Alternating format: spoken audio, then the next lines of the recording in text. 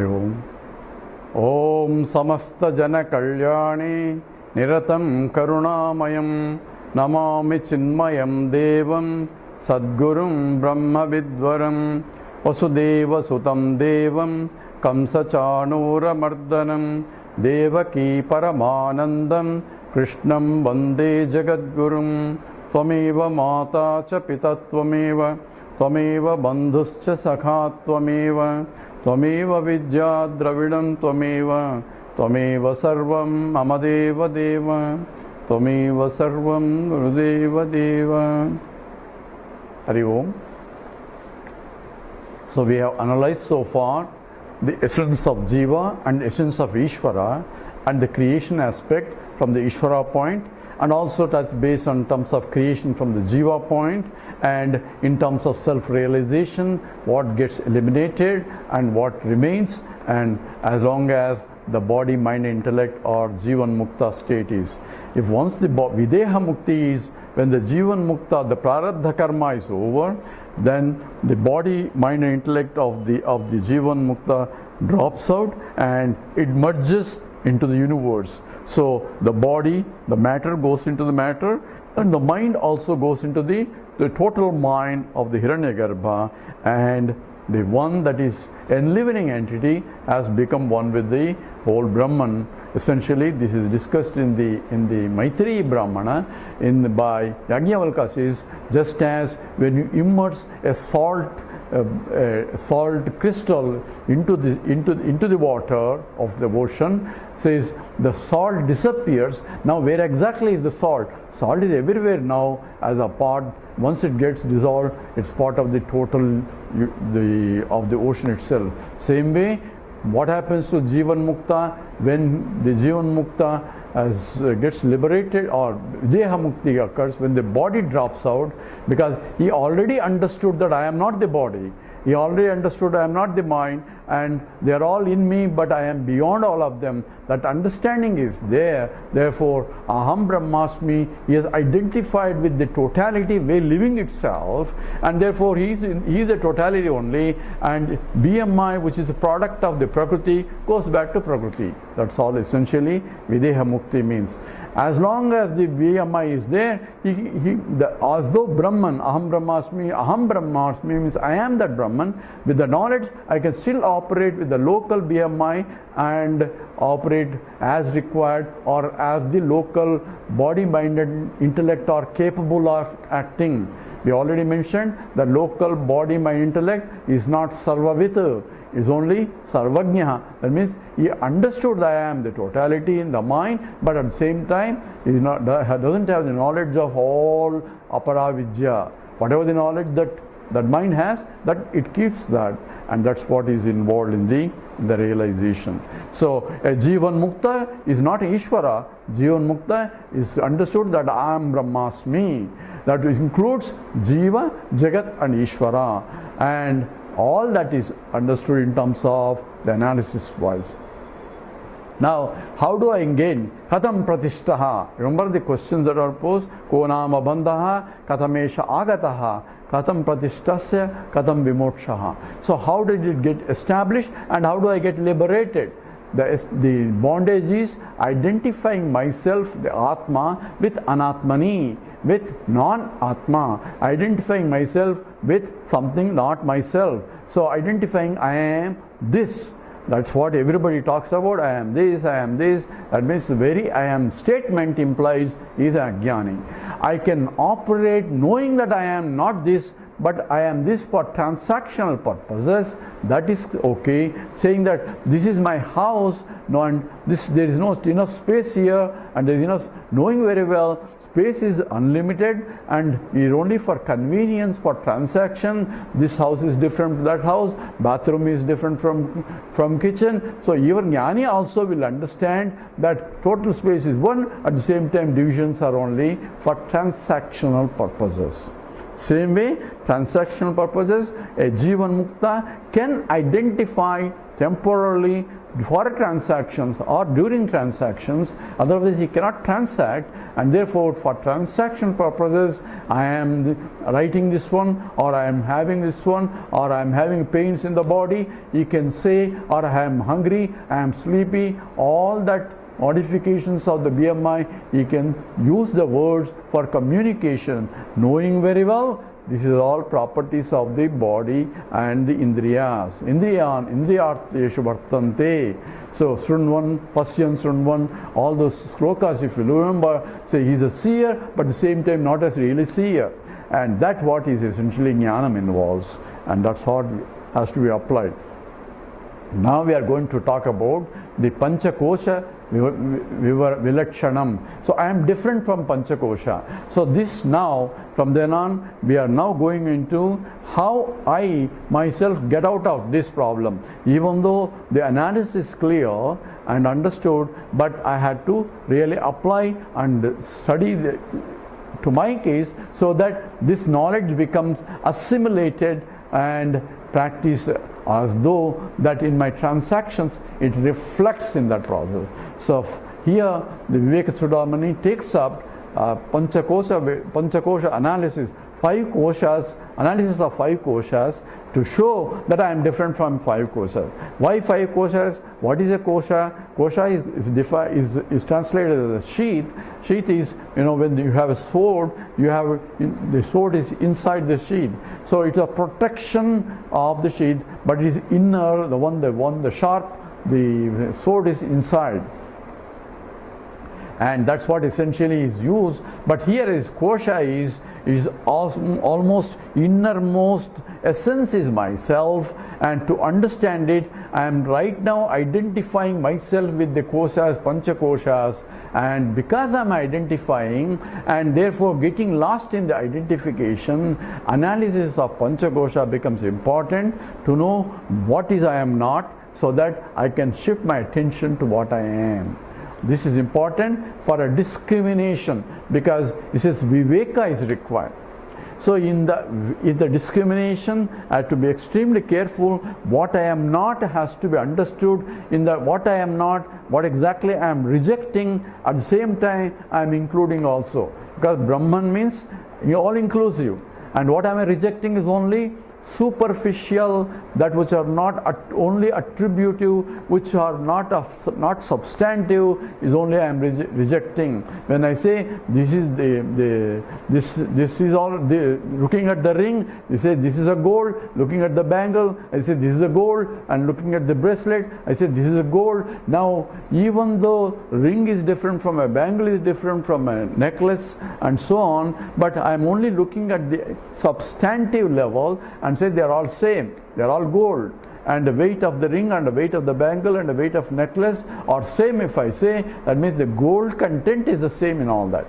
So we are not talking about ring content or a bangle content or a bracelet content. So it is not this, not this, not this. So when I say looking at the ring, it says this is not really ring, it's only gold. So when I say not this, what I am rejecting is only superficial attributes of nama rupa. That's what in the last sloka, in terms of says, he became many and expressed in terms of nama rupa. It is a transformationless transformation, like gold becoming into different ornaments. So panchakosha vivarana or vilakshanam or analysis is required in order to know that I am not this. And these panchakoshas, according to Vedanta, there are five koshas, and first one is Annamaya kosha, then Pranamaya kosha, and Manomaya kosha, and Vijnanamaya kosha, then Anandamaya kosha. So here the kosha is what, that inside is what means it is subtler. That means Annam, and then Pranam is, Annam is the grossest one, Annamaya kosha is the grossest one, and the Manomaya is subtler than Annamaya kosha. So it pervades, the one that is higher, subtler, it pervades the previous one. So all this is to be another or being pointed out in the slokas. Therefore, we have to be clear in terms of what we are referring to and what we are not. So Annamaya, then Pranamaya. Pranamaya means the physiological functions that are occurring throughout the body, and that pervades the body and different from the body.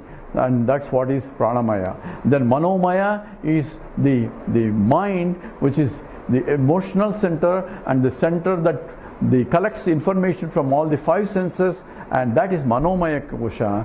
And Vijnanamaya Kosha is the intellectual sheath, and that involves a discriminative intellect of what is right, what is wrong, all the intellectual understanding of knowledge that involves the Aparavidya belongs to the Vijnanamaya Kosha. Then Anandamaya Kosha. Anandamaya Kosha in this hierarchy of this is where everything is folded in a subtler form, and only the Karana Sharira is expressed as in the deep sleep state. And all that Kosha is, when I say I identify each one, therefore I am bound with the properties of that as I am this. And therefore Ahankara and Mamakara. Mamakara is this is mine, Ahankara is I am this. Both starts coming with each kosha. So they become a bondage if I identify myself with this without knowing who I am. Knowing who I am and I deliberately identify for transactional purposes, then I am a wise person. Whereas if I identify without knowing, I take that self as I am, and therefore that becomes a Brahma. Brahma is that mistaken identity is Brahma. When I see a snake where the rope is, that is Brahma. Brahma means if I go deeper analysis, it's not really there. What is there is only rope. That's why it's called a Brahma. Brahma means a perception of atasmin tad buddhihi. That's what is called adhyasa. I am projecting something other than what it is. So here the ring is I am projecting the name, a form of a ring onto the gold and say this is a ring, and the ring became a noun, and the gold is, you say what is this? Oh, this is a golden ring, and other one is a platinum ring. So gold has become a property of the ring, but gold is actually substantive. Substantive in English means noun. So noun should be ring, gold, not the ring. So not the gold. Gold has become an adjective rather than a noun. So it should be ringly gold or bangly gold or braceletly gold. So gold is the essence from which it came, by which it is sustained, into which it goes back. That's what the material cause. And we just now analyze in the Ishvara Swarupam, he himself became many as a Nama Rupa. So from all things are nothing but him, they came by him, from him, sustained by him, and go back into him. Therefore, they are only superficial attributes of, just like a ring and a bangle and a necklace. The essence for the ring and a bangle is only gold, because from gold it came, by gold it is sustained, into gold back. So every object in the universe is essentially Brahman, but from Brahman they came, and by Brahman is sustained, and to Brahman or into Brahman it goes back. All that is implied, and going back and all only from the relative point, because there is nothing to come back and going back inside the Brahman. It's only apparent. That's why the whole thing is called Mithya. So how do we go through this analysis of Panchakoshas? There are 5 koshas. So each kosha is taken up and analyzed. So in each kosha, there are aspects are differentiated. What are the aspects that make it is a kosha? There are 5 aspects that are dealing with it. One has to use the discrimination considering those 5 factors, and therefore I am not that. So this has to be sadhana now. It's not just a lecture, listening and all that. This has to be applied so that this becomes a part of my knowledge as we go through that. So this becomes a Vedanta sadhana. As we learn, we have to apply. I am not this. Whenever I identify myself with this and suffer the consequence of that identification, we have to stand back and say this is the property of this kosha, either Annamaya kosha, Pranamaya kosha, Manomaya kosha, Vijnanamaya kosha, or Anandamaya kosha. But they are not property of myself. I am pure Satchidanandam, that's really pervading all that. That has to be applied. So what are the 5 aspects we should remember, and we'll repeat it at every kosha level when you analyze the kosha. The one is drusyatvam. That means it is seen, or it is objectified. That means it can be known. And therefore, drishya means not only seeing, but that is symbolically, because whenever I see an object, I say there is an object out there. So here drishyatva means objectification. So I am a subject and that's an object. So object is different from a subject. Object can never become a subject. Subject can never become an object. All that is to be applied and understood. So whenever I say this is, I am able to see, or I am able to know, that means I am not that. This is the essence of that. Also we applied this in terms of I know I am ignorant. That means ignorance is also knowledge of my knowledge. That means I am knower of ignorance. And other one is knower of the presence of ignorance. And teacher is the one who is the knower of the absence of ignorance. So both presence and absence are known by a conscious entity. And therefore the first aspect is drusyatvam. The second aspect is bhautikatvam. Bhautikatvam means it's made up of panchabhutas, whether it's a gross or a subtle, whether it's form of a vritti or a thought, or in the form of a gross transactionally with all the properties that the senses can gather. So therefore, bhautikatvam is made up of 5 elements, whether the gross elements or subtle elements, or combination of that. So it is drishyatvam, bhautikatvam. The third one is sagunatvam. It has the properties. So therefore it is attributive content out there. So every object has a properties. Every objectification involves in terms of properties of that. Even concepts are crystal clear, because one concept different from another concept, and we can define this concept is different and from based on the attributive content. That's called sagunatvam. And savikaratvam, so that is the fourth one. That means vikaram, it continuously modifies. So every object undergoes modification, and that includes panchakoshas also going to go through the modifications. Therefore that is a property of an object, and that is savikaratvam. And then agamapayitvam. So agamapayitvam means it comes or goes. That means continuously changing or continuously coming and going. That means modifications in terms of that particular one. So all that are 5. 5 things are the drishyatvam, bhautikatvam, sagunatvam, savikaratvam, agamapayitvam. It's an objectifiable. Drishyatvam, bhautikatvam is made up of material, subtle or gross, and sagunatvam, since it's made up of material, it has the properties, and that's called sagunatvam. And savikaratvam, that which has the modifications, agamapayitvam, that comes and goes. Now all that applies to panchakoshas and also the whole universe also, every object also. Now I am different from that. So I am different from any of this, and that has to be understood. So therefore, what is the properties of my is opposite to all this. So when you say drusyatvam, therefore I am adrusyam. So yad adresyam agrasya, remember that slokas that define both the Brahman as well as from the Jiva point in the Mandukya Upanishad in the 7th mantra. It says Nanta pragyam na bhai pragyam no bhayata pragyam na pragyana ghanam na pragyam adrusyam. This is there also, the same word is used. Therefore, adrusyatvam is the nature of myself. That means it cannot be perceived. No sense can perceive myself. Bhautikatvam, it's not made up of any material, because all materials come from me, sustained by me, and go back into me. But I am that Satchidananda Swarupam, which is not a material itself.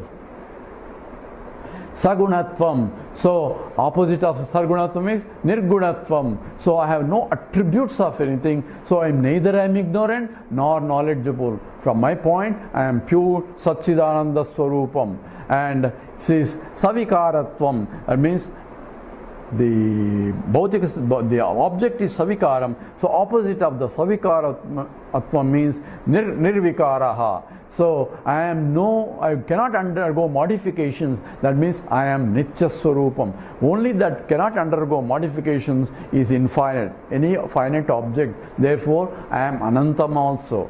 And therefore, Agamapayitvam. So I cannot come and go like that. So this I am the Avyayam. So is that which is same everywhere and indestructible, and therefore there is no coming and going of any of the object thoughts. So we are to use these 5 category or criteria: Drishyatvam, Bhautikatvam, Sagunatvam, Savikaratvam, Agamapayitvam. Drishyatvam is perceptibility, Bhautikatvam material nature, Sagunatvam properties, and Savikaratvam modifications, and Agamapayitvam it's continuously changing. Coming and going means continuous changes. All these 5 properties belong to koshas. All the 5 properties belong to any object, and we go through every kosha by kosha to see these properties, one or the 5 properties, and to negate that I am beyond that. All that is involved in the Panchakosha, the Viveka, where I have to use the discrimination. With this, we will stop and continue later. Om Purnamada Purnamidam Purnat Purnamudachyate Purnasya Purnamadaya Purnameva Vasishyate. Om Shanti Shanti Shanti. Harihi Om Sri Gurubhyo Namaha. Harihi Om.